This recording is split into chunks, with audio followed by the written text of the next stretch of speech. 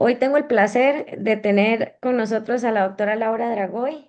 Ella trabaja en el Toronto General Hospital, es una de las brillantes educadoras de ahí y tiene una maestría en ética, así que creo que es la persona más indicada para hablarnos un poco de la parte ética de la atención al paciente al final de la vida y la unidad de cuidados intensivos.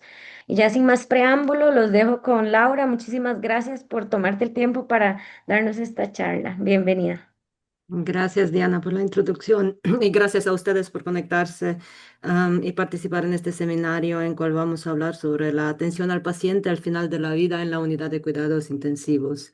Voy a empezar por decirle que no tengo ningún conflicto de interés, pero también quisiera presentarme y hablar sobre mi posición y mi perspectiva. Me gradué en Alemania y hice mi residencia en medicina interna también en Alemania. Am, y durante la residencia tuve la oportunidad de pasar unos meses en Colombia, es allá donde aprendí español y creo que hace muchos años que tuve la oportunidad de dar una exposición y hablar en un ambiente profesional como ahora, así que espero que ustedes tengan un poco de paciencia con mi español, pero bueno, voy a intentar hablar sobre este tema. Cuando llegué a Canadá en 2016 para continuar mi formación en cuidados intensivos, fue la primera vez que me topé en cuidados intensivos con temas de bioéticas y de conflictos al final de la vida y aprendí a abordar esos conflictos de una manera diferente de lo que hacía antes y todo eso surgió mi interés en bioética que cumplió en hacer una maestría con la Universidad de Toronto. Entonces, les voy a hablar hoy sobre conflictos, dilemas en la atención al paciente y decisiones éticas complejas al final de la vida en el contexto de cuidados críticos. Y mi perspectiva sí va a ser una perspectiva canadiense o norteamericana. También vamos a analizar diferencias regionales en cuidados paliativos, incluyendo la limitación de terapias de soporte vital, lo que llamamos la no escalada del tratamiento y la retirada del soporte vital. Les invito a dejar sus comentarios y sus preguntas en el chat, porque quisiera que eso sea más una conversación que simplemente una presentación. Bueno, la bioética, ¿qué es la bioética? Hay muchas definiciones. Es una disciplina que surgió a mediados del siglo XX y era una respuesta al desarrollo técnico-científico sobre la vida y se puede entender como una puente entre el conocimiento científico y los valores humanos. Ahora, todo eso suena muy complicado, pero la definición que a mí más me gusta es la más, o sea, alcanzable es que la bioética es el conocimiento de cómo utilizar o cómo aplicar el conocimiento. Y es un estudio sistemático de la conducta humana y la conducta humana se examina a la luz de principios y valores humanos. Bueno, el libro de cabecera para todos los que estudian bioética fue publicado por Beauchamp, siempre quiero decir el nombre más con un acento francés, pero realmente es Beauchamp y Childress, a finales de los 70. Y ellos hablaron de los principios básicos de la bioética, sin excluir a otros principios que también son válidos. Los principios básicos de la bioética son el respeto a la autonomía, la no maleficencia, la beneficencia y la justicia. Am, el respeto a la autonomía, creo que es muy fácil de entender como el deseo de hacer una acción autónoma, lo que significa actuar intencionadamente, con conocimiento, y sin influencias externas. La no maleficencia, muy fácil para todo médico a comprender, significa no hacer daño intencionadamente. Y la beneficencia también muy fácil de entender para cada médico es la obligación moral de actuar en beneficio de los otros. La justicia formal y distributiva no se aplica tanto al pie de la cama en la medicina, pero trata más de distribución equitativa de los derechos o cargas en una sociedad o en el ambiente médico, habla de problemas derivados de la distribución de los recursos limitados. Entonces, esos principios, ¿cómo se traducen en el cotidiano médico? Se traducen como el respeto a la autonomía se traduce como un consentimiento informado. La no maleficencia es muy importante o influye mucho en la conversación sobre los tratamientos opcionales y obligatorios en relación al final de la vida. Y la beneficencia es lo que entendemos a veces como paternalismo, o sea, el médico sabe lo que es, le sirve a un paciente y lo que es, es beneficio para un paciente. Bueno, tanto de la teoría y vamos a seguir con un caso clínico que es mucho más, bueno, ejemplifica mucho mejor, en la práctica cómo aplicamos esos principios. El caso clínico en el cual estaba pensando se trata de María, una paciente de 74 años. María fue ingresada en la UCI hace 6 semanas, un diagnóstico de síndrome de distrés respiratorio agudo, tiene algunos antecedentes, ya tiene su traqueotomía percutánea desde el día 15 de ingreso y claro, desarrolló algunas complicaciones durante la estancia en la UCI. Delirio, ventilación mecánica prolongada y polineuropatía del paciente crítico. Estamos ahora en el día 45 de su estancia en la UCI, y María desarrolló un nuevo episodio de shock séptico refractorio. También una insuficiencia renal aguda con hiperpotasemia. Y no sé si hay esos casos allá donde usted practica la medicina, pero en el contexto canadiense, la segunda pregunta que uno tiene que ponerse es cuáles son las opciones terapéuticas, con quién voy a hablar sobre esas opciones terapéuticas. Se requiere consentimiento y si se requiere consentimiento, consentimiento de quién.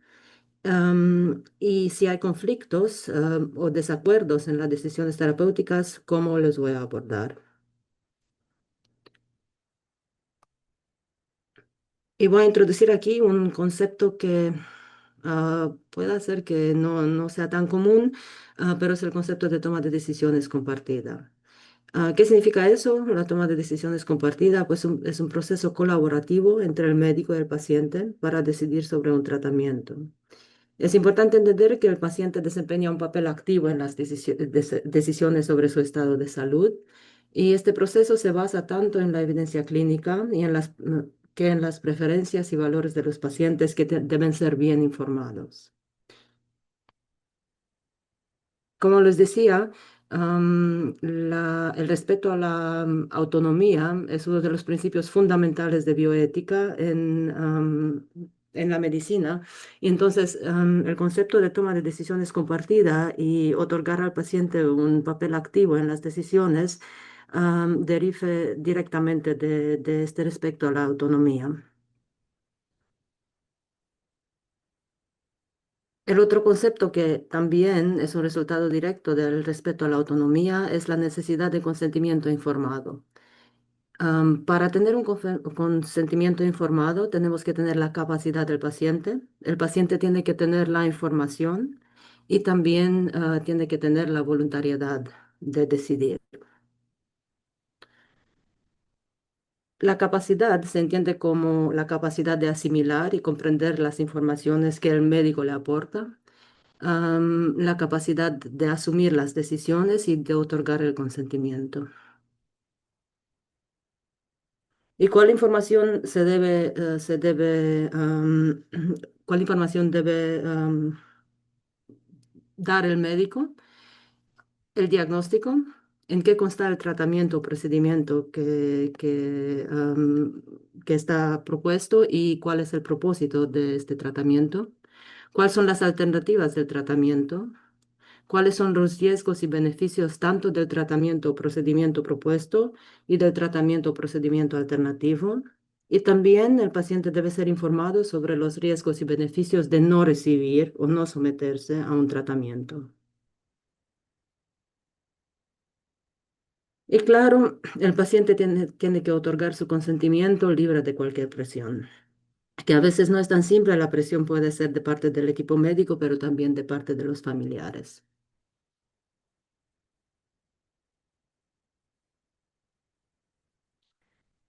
Y ahora, si seguimos con el caso clínico, el paciente, como decía, la paciente desarrolló un delirio, no tiene la capacidad de participar en esta conversación, y entonces, con quién voy a hablar? Ahora, primero, en el contexto de cuidados críticos, nosotros estamos tan acostumbrados de tener pacientes que no tienen capacidad de decisión que a veces se nos olvida tomarlo en cuenta o por lo menos hacer una nota en la acta médica para, para precisar o decir por qué no seguimos hablando con el paciente o por qué no incluimos a los pacientes en estas conversaciones. Y entonces, ¿con quién voy a hablar? ¿Quién es el representante para cuidados médicos? Eso depende mucho de las leyes locales. En Canadá, normalmente uno se dirige a la familia cuando no hay alguien que está designado por la ley. Entonces se dirige a la familia y el orden de prioridad entre los posibles representantes está establecido por la ley. O sea, primero es el cónyuge, si no hay esposo o esposa, pasamos a los hijos. Los hijos tienen derecho igual. Eso significa que si un paciente tiene tres hijos, los tres tienen que decidir y estar de acuerdo en una decisión. ¿Y cómo tienen que decidir los familiares o el representante para cuidados médicos en general, quien sea? El representante tiene que tomar decisiones de acuerdo con los deseos previamente expresados por el paciente.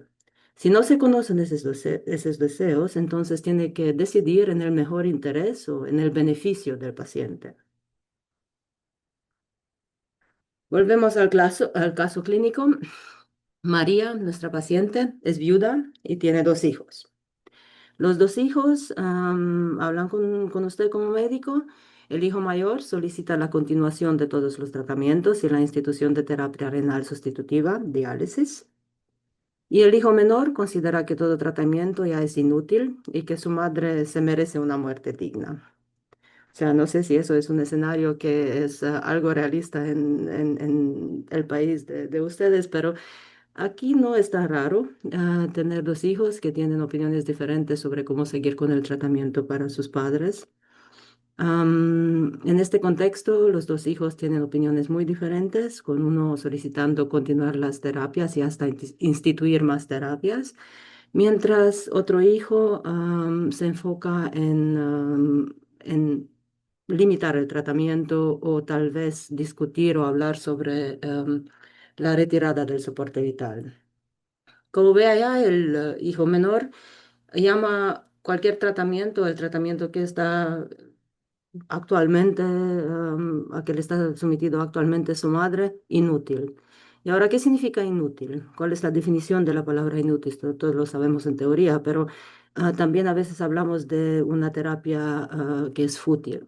El concepto de la futilidad apareció tal vez hace 20, 30 años en la literatura bioética y realmente lo que quiere decir se reduce a la pregunta ¿vale la pena? Y eso es una cuestión de proporcionalidad, o sea, cuál es la carga, cuál es el sufrimiento a cual estoy sometiendo a un paciente versus cuál es el beneficio que podría tener un tratamiento.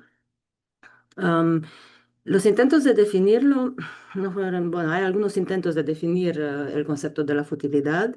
Schneiderman en 1990 habló de una definición cuantitativa, o sea que si un tratamiento ha sido inútil en los últimos 100 casos que uno como médico ha visto, o en la experiencia compartida con colegas, se ha visto que este tratamiento fue inútil en los últimos 100 casos o en los datos empíricos publicados, entonces se podría llamar fútil.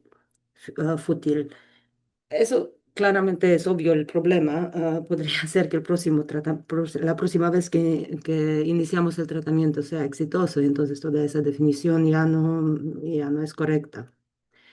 La definición cualitativa, llamar algo fútil o inútil cuando un tratamiento simplemente mantiene un estado de inconsciencia permanente o que no consigue terminar la dependencia de cuidado médico intensivo, también es difícil porque, por ejemplo, en el caso de nuestra paciente María, si instituimos diálisis, bueno, sí sirve para prolongar la vida, pero, o sea, no es fútil, no es inútil en este sentido, pero sí no aporta ningún, tal vez un beneficio más de el prolongamiento de la vida en una paciente que no tiene la capacidad neurológica de apreciar este tratamiento. De hecho, la American Thoracic Society recomienda el uso del término fútil solo cuando un tratamiento no puede alcanzar el objetivo fisiológico deseado.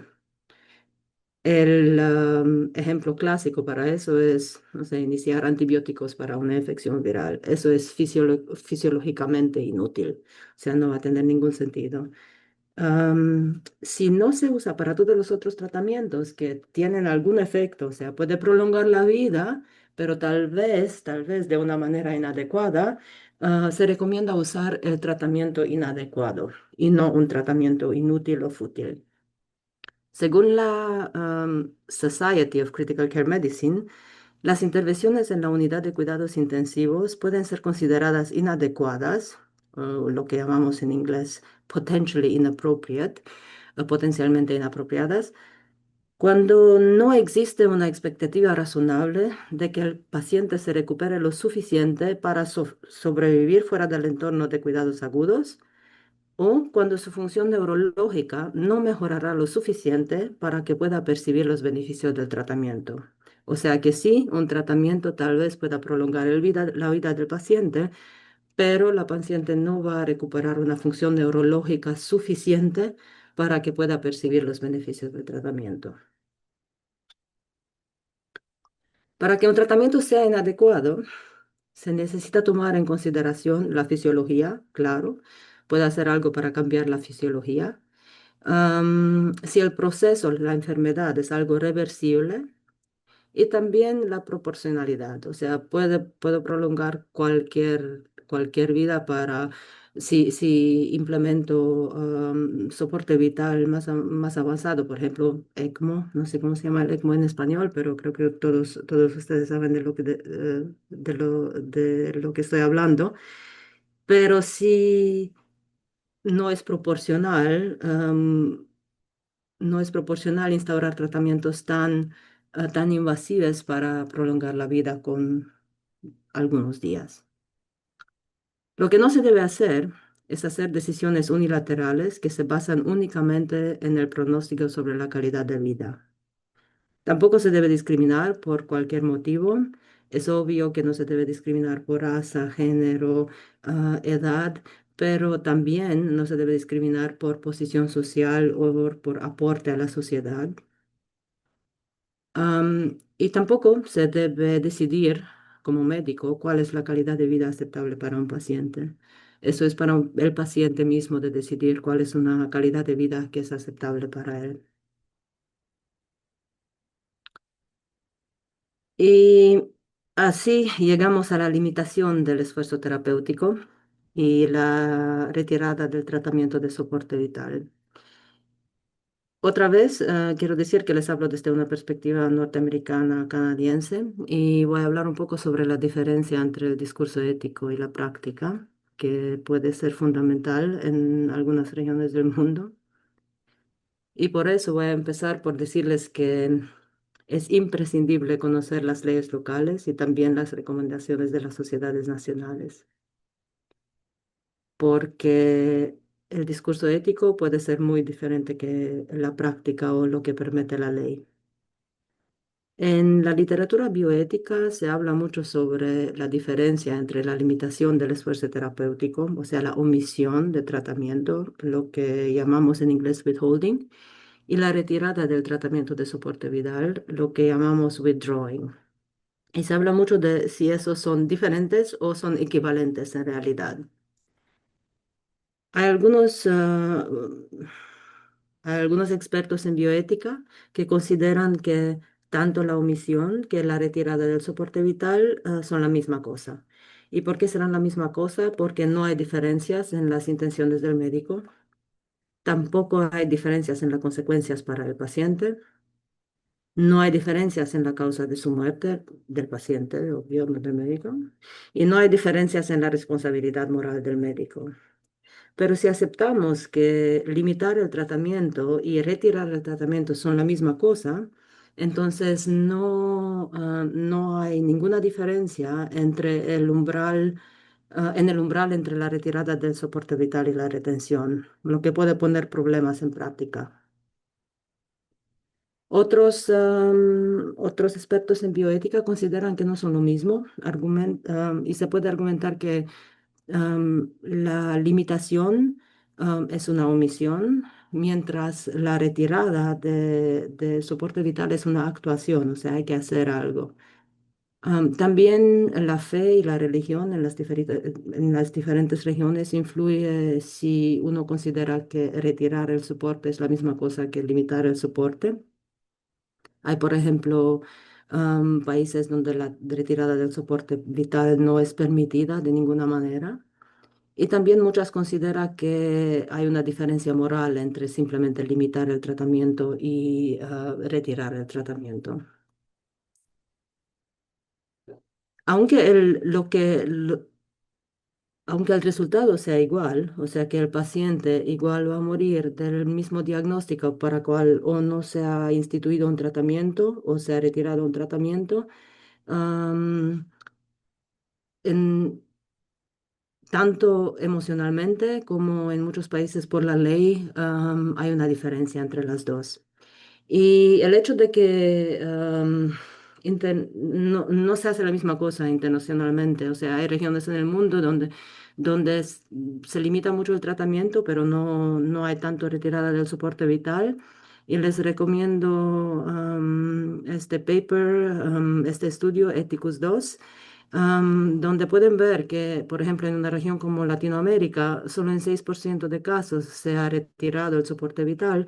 Mientras en Europa las cifras son, no sé, desde 25% en el sur de Europa y 53% en el norte de Europa. O sea que hay una gran diferencia regional en cómo abordamos la limitación o la retirada del soporte vital. En Canadá, am, es muy, es muy claro por la ley. En un caso de, ¿cómo hace? 10 años, o más o menos 10 15 años, un caso que se discutió ante la Corte Suprema de Canadá. Se decidió que la retirada de la ventilación mecánica, en la que la muerte es el resultado probable y se administrarán medicamentos de cuidados paliativos, o sea, básicamente se va a instituir un tratamiento paliativo cuando se retira el soporte vital. Bueno, la Corte concluyó que la retirada de la ventilación mecánica es un tratamiento y cualquier tratamiento que se instituye requiere consentimiento. Y por eso, en Canadá no retiramos soporte vital sin el acuerdo bueno, del paciente o de los representantes de los pacientes, la familia. En un otro caso más reciente, se discutió si se puede limitar el esfuerzo terapéutico en el sentido de que se puede limitar la RCP y una demanda por negligencia médica fue desestimada. Significa que, bueno, en el caso, la familia puso una demanda por negligencia médica porque los médicos decidieron que resucitar un paciente am, causaría daño y no aportaría ningún beneficio. Se trataba de un paciente de 90 años que ya estaba en el hospital desde hace mucho tiempo con enfermedades avanzadas y entonces los médicos decidieron que se puede poner una orden de no resucitar sin el consentimiento del sustituto, ya que ya que la reanimación causaría daño y no aportaría ningún beneficio. La Corte decidió que la demanda por negligencia se puede desestimar, y el tribunal determinó que los médicos actuaron dentro del estándar de atención. Por eso, en el contexto canadiense, podemos no ofrecer terapias o hasta no ofrecer RCP. Pero ya una vez que las terapias o el soporte vital fue instituido, no podemos retirar soporte vital sin el consentimiento de la familia o del representante del paciente. Y quiero hablar unos minutos sobre el estándar de atención, porque lo mencioné en los dos casos que fueron decididos entre la Corte Suprema de Canadá y la Corte de Ontario. El estándar de atención se define como el tratamiento médico psicológico que los expertos aceptan como adecuado para un tipo específico de enfermedad y que los profesionales de la salud utilizan ampliamente. Ante un tribunal, el estándar de atención se determina basándose en lo que un profesional médico razonable habría hecho en las mismas circunstancias.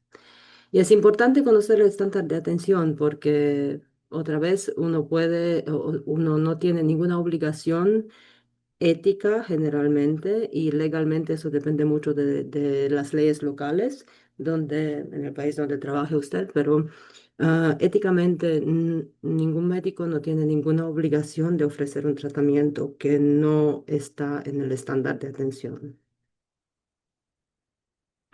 Y eso es fácil cuando es obvio que hay tratamientos que no están en el estándar de atención, pero ¿qué deberíamos hacer cuando uno no está seguro? Porque hay tratamientos que podrían aportar un beneficio para el paciente, am, pero bueno, no estamos seguros, también hay riesgos y tal vez el tratamiento no sea exitoso. Entonces se puede discutir y establecer lo que llamamos en inglés time limited trial, o sea, un ensayo de terapia de duración limitada. Bueno, si uno quiere decirlo así, cualquier ingreso a la UCI es un ensayo de terapia de duración limitada, porque normalmente no seguimos con las terapias si no son exitosas, pero cuando no es tan obvio que una terapia aportaría beneficio, uno puede establecer con la familia o con el paciente este ensayo de terapia de duración limitada. Y puntos claves haciendo eso son, primero, establecer con el paciente o su representante cuáles son sus objetivos terapéuticos. O sea, ¿qué quiere el paciente? El paciente quiere recuperarse lo suficiente para volver a su casa y vivir una vida independiente, o el paciente quiere recuperarse lo suficiente para poder interactuar con su familia, aunque sea en un entorno, no sé, hospital, un hospital o alguna otra institución. Y eso es el paciente o su representante quien determina cuál es su nivel aceptable de recuperación y no es el médico. Es importante entender eso porque creo que en un ambiente más bien paternalista, el médico tiene, como digo, tiene algunos prejuicios o puede decidir qué es lo que es bueno para un paciente o no, pero si actuamos según el principio de autonomía o el respeto a la autonomía, entonces deberíamos dejar al paciente decirnos cuál es el nivel aceptable de recuperación que pueda tolerar. También se establece junto con el paciente o con el representante la duración del ensayo. ¿Cuánto tiempo le vamos a dar? ¿Una semana? ¿2 semanas? ¿Cuándo vamos a ver si el tratamiento tiene efecto o no? También hay que decidir cuáles son los criterios clínicos según se determinará la respuesta al tratamiento. O sea, después de una semana, el paciente todavía está requiriendo ventilación mecánica, todavía está requiriendo sedación, pero sí un poco menos de intensidad en la ventilación mecánica. ¿Ese es un progreso? ¿No es un progreso? ¿Es una respuesta o no es respuesta al tratamiento? O sea, todo eso debería ser establecido con el paciente o su representante antes de empezar el ensayo. Y después de dicho tiempo, lo que sea una semana, 2 semanas, 10 días, se evalúa la respuesta al tratamiento y se establecen los pasos siguientes. Vamos a continuar el tratamiento. Si el paciente mejora, obviamente, pero si el paciente no mejora, ¿qué vamos a hacer? Vamos a hacer una transición a una limitación de esfuerzo terapéutico, o vamos hasta retirar el soporte vital, o vamos a seguir otra duración limitada, cualquier sea, unos días, menos de unos días, para evaluar la respuesta de nuevo. Mientras todo ese tiempo es importante mantener una buena comunicación con el paciente o su sustituto. También es importante mantener una buena comunicación con el equipo interprofesional, con las enfermeras que atienden al paciente, con los otros equipos que acuden al paciente. Y también hay que reevaluar sus planes si hay cambios mayores en el estado general del paciente. Ahora, eso suena muy bien, pero en la práctica a veces hay problemas con este ensayo de duración limitada, porque aunque se haya establecido al inicio del ensayo que se va a reevaluar la situación después de una semana, en el contexto canadiense, como les decía, si una vez hemos instituido una terapia de soporte vital, la retirada de tal terapia necesita el consentimiento del representante. Y a veces el representante, después de una semana, aunque eso fue establecido antes de empezar el ensayo, todavía no da el consentimiento para la retirada. Entonces, a veces los ensayos de terapia de duración limitada, bueno, dejan de ser ensayos y dejan de ser de duración limitada. Bueno, para volver al caso clínico, lo más importante durante la comunicación, perdón, lo más importante es la comunicación con los hijos, en este caso, o con los representantes del paciente en general. Si el paciente puede participar a la discusión, siempre hay que hablar y establecer un plan con el paciente, si no, con la familia del paciente o el representante médico. Y también hay que mantener una comunicación abierta con el equipo que acude al paciente, no solo los médicos, pero también las enfermeras, los trabajadores sociales y, bueno, quien más acude al médico. Es importante establecer esta comunicación antes, o sea, desde el inicio, desde que el paciente está, ingresado en la UCI. Y es importante intentar, intentar, ¿cómo digo eso? Mantener una comunicación que genera confianza y no desconfianza. Si uno nota que la familia, o bueno, tanto el paciente que la familia, tiene algo de desconfianza hasta el equipo médico, a veces se puede ofrecer que inviten a alguien en quien tengan plenamente confianza o en quien confíen plenamente. También hay que revisar sus propios prejuicios, si hay algunos prejuicios implícitos que uno tiene. Y también se puede ofrecer una segunda opinión de otro equipo médico. Y bueno, un ejemplo, hay diferentes modelos de cómo se pueden abordar esas conversaciones.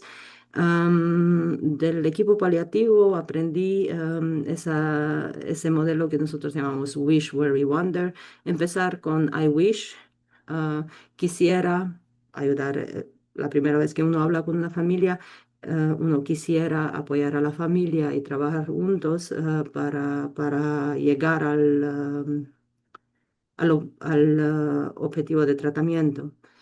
Pero si las cosas no van así como uno desea y hay complicaciones o el tratamiento se prolonga y uno no mejora, el wish cambia para el I worry. um, en el sentido de que, pero sí me preocupo porque eso y eso no podemos lograr el objetivo terapéutico. Y se introduce el I wonder, preguntándose cuál sea una otra opción para otro tratamiento, para otro plan de tratamiento. También se debe, como les decía, conocer sus propios prejuicios, porque a veces es muy fácil juzgar la calidad de vida de un paciente o juzgar si un beneficio es algo que el paciente es algo suficiente para el paciente para aceptar un tratamiento clínico. También hay que conocer la legislación local. Como les decía, en Canadá la retirada de soporte vital requiere el consentimiento del paciente o de su familia en la mayoría de los casos, porque bueno, el paciente no puede participar en la conversación. Hay otros países en cual la retirada del soporte vital es ilegal hasta con el consentimiento del paciente o de los familiares, como por ejemplo en Israel. Y también hay que conocer el proceso de resolución de conflictos en su institución. Normalmente cada institución ofrece algún proceso de resolución, lo que quiere decir que se puede invitar al equipo ético o a algún otro equipo que puede ofrecer una segunda opinión o que puede facilitar las conversaciones con el paciente y con sus familiares. Bueno, con eso yo terminé lo que quería decir. Bueno, yo quería comentar que es muy distinto, ¿verdad? Cuando practicamos en Costa Rica que lo que hacemos aquí en Canadá y también vemos como a veces lo que decías, que las terapias limitadas dejan de ser tan limitadas y siguen por mucho tiempo. Eh, Cuando la familia no está de acuerdo y el equipo médico decide limitar em, las opciones terapéuticas, ¿cuáles crees que son las mejores herramientas que podemos usar para darle apoyo a la familia en el proceso de duelo de que no se van a instaurar terapias que ellos quisieran? Sí, es muy importante no, como digo, acabar la conversación con la familia, proponer la limitación o la retirada del soporte vital y irse de allá. Hay que ofrecer, bueno, lo que sea que necesita la familia. Y eso depende también de su entorno en la institución donde usted trabaja. Porque, por ejemplo, hay donde trabajamos nosotras, bueno, Diana también. Hay trabajadora social, hay una persona que es, bueno, no tiene ninguna denominación religiosa, pero la llamamos spiritual worker. No Sí, sé es cuál una sería la trabajadora traducción. espiritual, es soporte Sí. espiritual.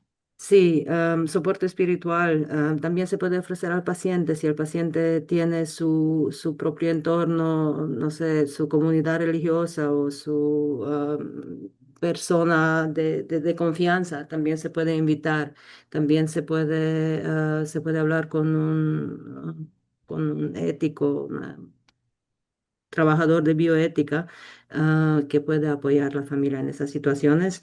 Y creo que lo más importante es seguir la conversación. O sea, esas conversaciones nunca se acaban con encontrarse una vez y proponer un plan, sino la comunicación continua y repetida sería bueno, generar confianza y dejar a la familia ver que uno valora su opinión, que entiende su dolor y que quiere apoyar en su dolor. Claro. Dice un comentario de Alejandro Marín que muchas gracias, excelente, y que en la Caja Costarricense de Seguro Social, que es el servicio público de hospitales en Costa Rica, ahí está el lineamiento bioético de adecuación del esfuerzo terapéutico. Sabiendo, ¿verdad?, que nosotros lo que es retirada de soportes vitales es algo que legalmente no podemos hacer o de momento no es una de las opciones. Y también eso hace que muchas veces en mi opinión, no consideremos terapias limitadas porque después no vamos a poder retirar las terapias que se instauraron. Y también dice que en cada hospital hay un comité de bioética y que Ujú. excelente este tipo de actividades y felicidades al equipo y al Colegio de Médicos de Costa Rica. Dice Juan que en Paraguay los familiares deciden sobre el paciente. Sí, en general creo que la mayoría de nuestra región en Latinoamérica, la familia está. Algo que aquí es muy interesante es que nosotros no tenemos representantes legales, mientras que en Canadá sí hay. Para gente que no tiene familiares o no tienen ninguna persona legal asignada a tomar sus decisiones, hay un soporte al que podemos llamar para discutir si médicamente consideramos o no que debería instaurarse una terapia o incluso para retirar las terapias. Y eso, Laura, no sé cómo será, si antes habías tenido experiencia con eso o hasta que llegaste aquí a Costa Rica con el servicio de PGT. Am, bueno, sí, es muy interesante porque eso de la familia o decidir que la familia es su representante legal, por ejemplo, donde hice mi residencia en Alemania, no es automáticamente la familia. O sea, 24 horas el médico puede decidir para el paciente porque es una situación de emergencia, pero después un juez decide si realmente la familia va a cumplir con sus deseos que usted ha previamente expresado. Y eso me parece también pensar a veces que la familia es muy cercana a uno y tal vez decide más de su punto de vista y no decide según lo que uno había expresado antes o los deseos de uno. Y aquí Ujú, hay un comentario que dice que en Colombia, de igual manera, si es una urgencia, el personal de salud decide el tratamiento a continuar, y más si se trata de vida o muerte, pero se tiene en cuenta la indicación en vida que ha dejado el paciente. ujú. Y eso es muy interesante porque aquí a veces, aunque usted haya dejado una indicación, la familia puede modificar las indicaciones cuando ya los pacientes están internados en la UCI. Que no sé si quieres comentar algo respecto a eso, que también es bastante... Sí, creo que es muy, cuando uno habla con los familiares o con el representante legal, es bueno recordarles que no se trata de hacer las decisiones según sus pensamientos, sino que tienen la obligación de hacer las decisiones según lo que ha expresado el paciente. Am, pero sí, a veces es difícil evitar que cambien de opinión mientras el paciente está en la UCI, con mucho soporte vital. A ver, aquí nos cuentan que en Costa Rica recientemente se aprobó la ley de voluntades anticipadas, lo que quiere decir que por lo menos ya podemos dejar por escrito qué es lo que quisiéramos o no quisiéramos que nos Ujú, hicieran, igual que en México que también está la voluntad anticipada para enfermedades terminales. ujú. Y qué bueno que nos compartan que ya por lo menos la legislación mejora un poco y ojalá en algún momento podamos realmente ofrecerle a los pacientes, incluso la retirada de terapias de soporte vital si no es acorde a lo que ellos consideran una calidad de vida apropiada, porque pues no es lo mismo para todos lo que estaríamos dispuestos o las condiciones en las que estaríamos dispuestas a vivir o no. Bueno, muchísimas gracias a todos. Entonces, espero verlos Gracias, pronto Diana. en Gracias a diciembre y todos gracias, ustedes. Laura. Chao.